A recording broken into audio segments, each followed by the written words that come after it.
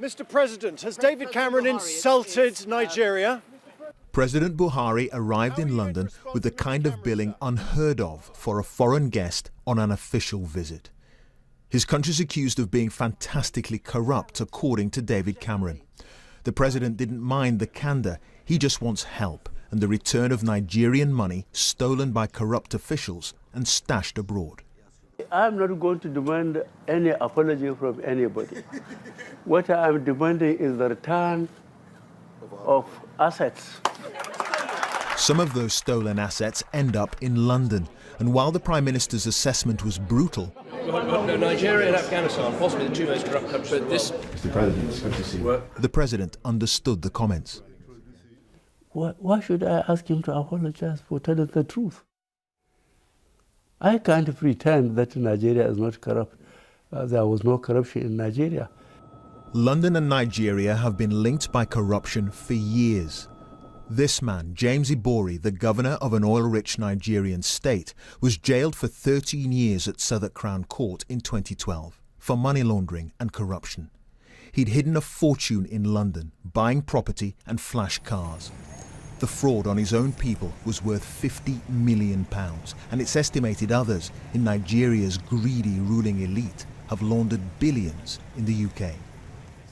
In the Commons, Mr. Cameron made light of yesterday's gaffe.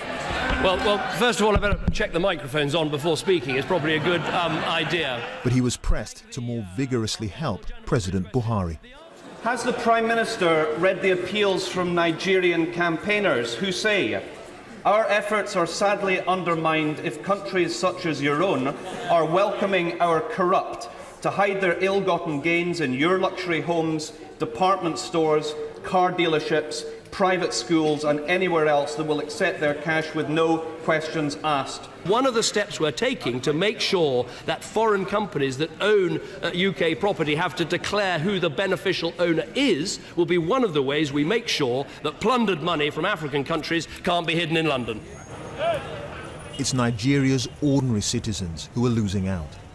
This is an oil-rich nation, yet a third of the population lives on less than £1.50 a day, and the corruption taints all walks of life. When I visited last year, our driver was asked for a bribe seconds after pulling over. The police threatened a hefty parking fine if he didn't pay.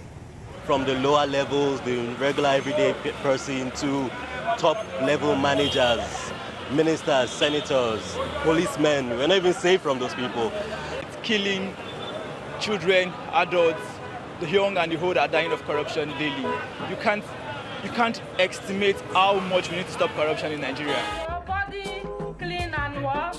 President Buhari and his people are asking for the world's help to beat the thieves. What David Cameron decides to do in London could change many lives thousands of miles away. Clive Myrie, BBC News.